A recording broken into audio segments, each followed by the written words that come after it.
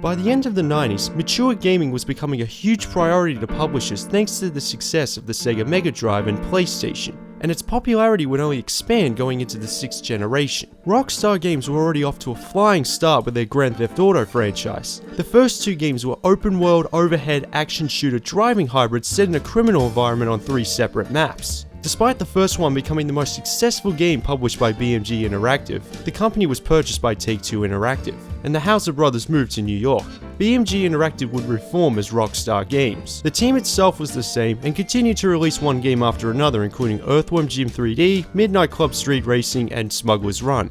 But the Houser brothers wanted to dive into mature territory like no other video game had before, by making it as cool as hip-hop or the classic quotable movies like Scarface, Pulp Fiction, or The Warriors. DMA Design's Grand Theft Auto franchise fit the ideals the Houser brothers were looking for, and development for a sequel was underway. The team consisted of 23 people in Edinburgh with support from Rockstar Games back in the States. With more advanced gaming systems around the corner, and realizing that fully 3D open world exploration was possible thanks to Body Harvest and Driver, the DMA team made the switch to the third dimension. Producer Leslie Benzie said the open world idea came natural after previous successful titles, and Rockstar president Sam Houser believed the chemistry of the team came together perfectly for the first time. The real challenge was programming the seamless 3D world while maintaining the diversity of the 2D predecessors. They had issues fitting the game into the PlayStation 2's 32MB RAM, optimizing the speed because so much is going on screen at once, and recording over 10,000 lines of dialogue, but everything was figured out. However, despite the potential, when it was unveiled at E3 in 2001, it was underwhelming in the eyes of Rockstar fans, which is unthinkable to assume today. People will read something into anything these days. This is according to Dan Houser anyway. Fans were more interested in State of Emergency, and it wasn't until the game came out did it not only change the perspective of gamers, but what a video game can be. Grand Theft Auto 3 had an initial release date on September 2001, but the events of 9/11 forced Rockstar to delay for a month and make a few changes. Dialogue from radio stations were edited, the Twin Towers and references of terrorists were removed, the airport strip made it almost virtually impossible to fly into a building, and the colour scheme of a police car was black and white instead of blue. GTA 3 was eventually released for the PlayStation 2 worldwide on October 2001, which is the version we're looking at, and as you can tell they also changed the cover to look more appropriate on store shelves. This windowed style would eventually become the standard of future Grand Theft Auto titles.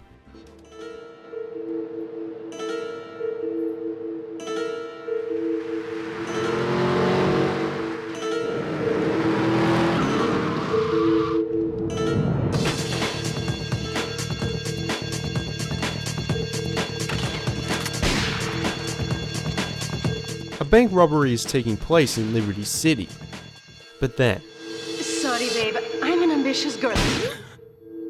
You're just small time. Claude is betrayed by ambitious criminal and girlfriend Catalina.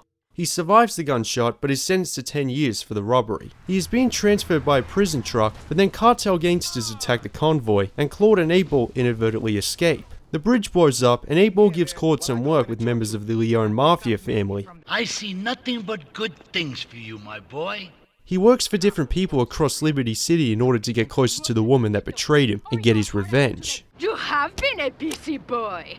The scope is executed flawlessly. Lots of characters clearly inspired by gangster movies, and plenty of action in the missions. This was one of the earliest examples of video games using a sizable number of notable actors, including Michael Rappaport, Joe Pantoliano, Frank Vincent, and Michael Madsen. Let's teach these would-be tough guys what it means to be a tough guy. Teach him some respect.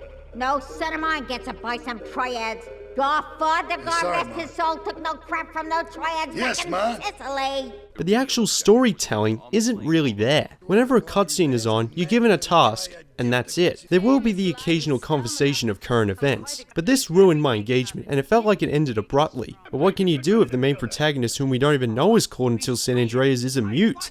You're an efficient killer. I like that in a man. It would have been cool to use the GTA 2 formula by choosing which games to join and it affects the story. I mean, it's already non-linear in nature. The story cutscenes can differ and increase the replay value. I suppose it doesn't matter because most of you will only be doing this. However, none of this bothers me too much because one of Rockstar's main goals was to attract adult non-gamers who liked cool stuff and turn them into gamers. Dan Houser explains that they used the story to expose the mechanics, and used the mechanics to tell the story. He also wanted the city to be based on a non-American's view of America. Kind of like the Simpsons episode Bart vs. Australia, which basically sums up what non-Australians think of Australia. That's the setting Houser wanted to provide. Salvatore's becoming dangerous and paranoid. He expects everybody and everything. And with loyalty like yours, what has he possibly got to worry about? And what a setting. Liberty City is a shrunken New York City with 3 separate islands. Each one is unlocked after completing a certain number of jobs, so while you don't have to do the missions, we'll get to that, it's still encouraging otherwise. It isn't the most diverse map, even back then, mostly city skyscrapers and an airport without working planes. Combining all 3 islands together, it's around the same size as Los Santos and San Andreas. And Liberty City may be the worst place in America, according to the back cover, but with so much to do, it was also one of the best. Well, this city is one big open sewer, but I'm gonna need some non-union help.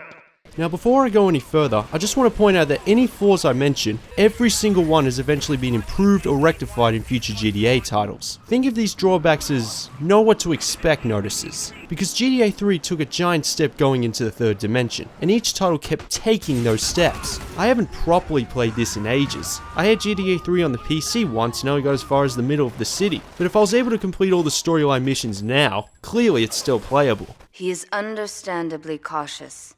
The map system can't be shown in the menu, and whenever you have to reach a marker, it points as the crow flies without any directions. So you'll attempt to go to a marker without realizing you need to go to a different island. Sure, every game provides you with a physical map, but that's not going to give you the precise location, is it? So the only way to complete these missions is through trial and error. Now, trial and error gameplay is fine when you're trying to dodge traffic at fast speeds and shoot bad guys, but not to find where to go, let alone on a time limit. To make matters worse, all the import-export places, the pay-and sprays, car bomb garages, and ammunition stores don't even show up on the map HUD. But you know, with me, you get a lot of bang for your buck. But I'll admit, because the map is smaller than future GTA titles, and after playing it for a bit, you will eventually remember where all the important locations are. Mission starters and safe houses are the only points of interest marked on the map. This is also the first GTA game to have a day and night cycle, so whenever you save your progress, time will advance 6 hours.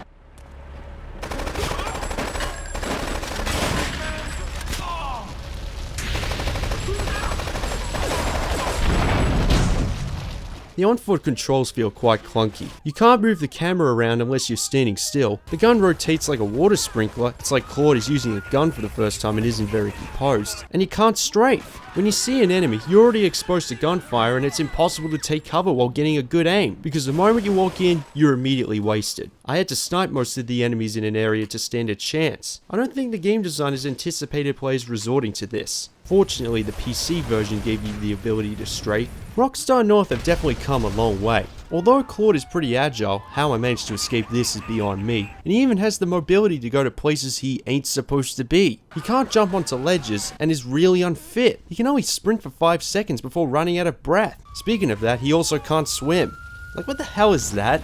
That's what the boats are for. Vehicles are scattered all over the city. Boats, planes without wings, and cars can be taken with the press of a button. Why else would this game be called Grand Theft Auto? After driving some of the fastest cars in the game, each one handles differently and takes a certain amount of damage. But all of them are too sensitive. You can hit a light post and it would already be smoking up. This makes the community missions, especially the vigilante ones, that much harder. At least you can fight back by shooting out the window, an introduction to the series.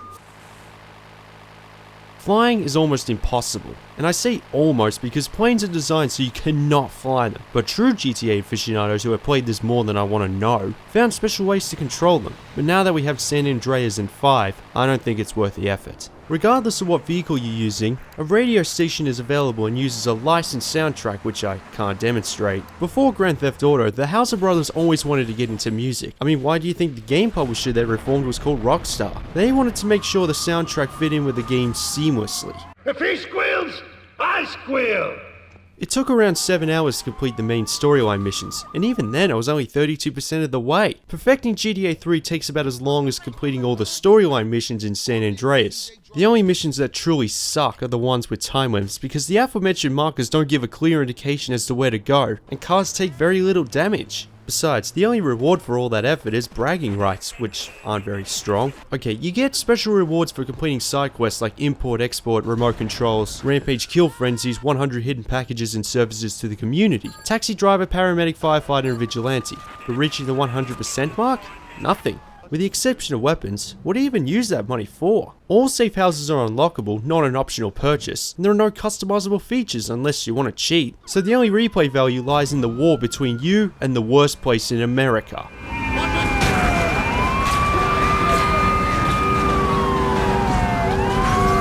Grand Theft Auto games were made for this type of gameplay, doing whatever you want if there were no consequences. There are already open world games on the market, but what made this one stand out was the size, the third dimension, the mature themes and variety. Whereas enjoyment from other games like Super Mario 64 and Driver came from the objectives themselves. Instead of a menu separating insane stunts, shooting or explosions, everything's there at the start and it gives you that freedom all the time. Just be careful because once you're either busted or wasted, you lose everything. So whenever you complete a mission, save often, and find the quickest way to reach a pickup because safe houses don't replenish your health. It's only fun if you've unlocked all 3 islands and have enough money to purchase decent weapons. There are different obstacles and ways to survive as long as possible, even though you'll be spending most of your time driving. It's like Liberty City is one giant gladiator arena, only if you lose, you walk out of the hospital and keep going. The fact that hospitals were willing to stitch Claude back up while the police didn't notice because he's supposed to be in prison. Actually, let's think about this. They saved Claude's life, but not the people he killed.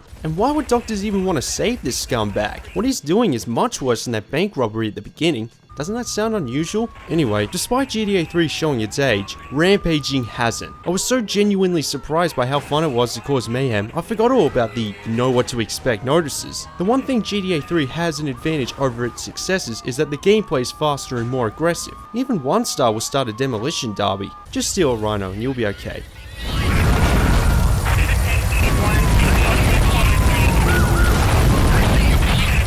I'm proud of you, my boy. You kicked the shit out of those grease balls. But this kind of gameplay also caused a lot of controversy, maybe more than any other video game up to that point. Leslie Benzie says the violence in GTA 3 is satirical, over the top, and the main focus is on the criminals. We've already gone through how common violent video games are, even back then, but because this looked more authentic to the real world and felt so unrestricted, calling it a crime simulator wasn't going to help either. Parents and politicians detested Grand Theft Auto 3. It was recalled a month after release in Australia after the ratings board discovered that prostitutes can be picked up, and it was re-released January 2002 after that part was removed, although the PC version remained fully uncensored. This was also the talking point of a lawsuit of a teen murder in 2003, and the families of the victims sued Rockstar, Sony Computer Entertainment and Walmart for $246 million. The lawyer representing them was Jack Thompson, his first in numerous cases against Rockstar. These are just a couple of the legal fires it lit. To put it very bluntly, the GTA series has a complicated history when it comes to the topic of violence in video games, but all the controversy did was give GTA 3 more attention, and because it was one of the best games of 2001, it only increased already high sales.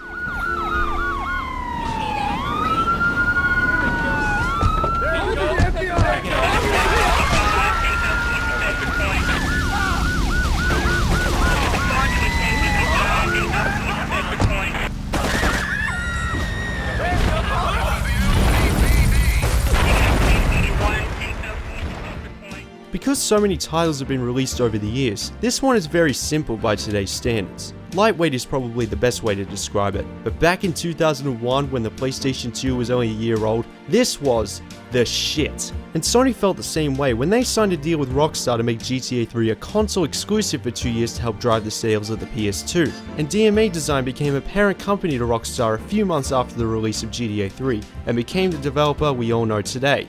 14.5 million copies of GTA 3 have been sold, and I wouldn't be surprised if that number continues to grow. If you wanted proof that the PlayStation 2 was a massive technological advancement over the first PlayStation back in 2001, this was all you needed.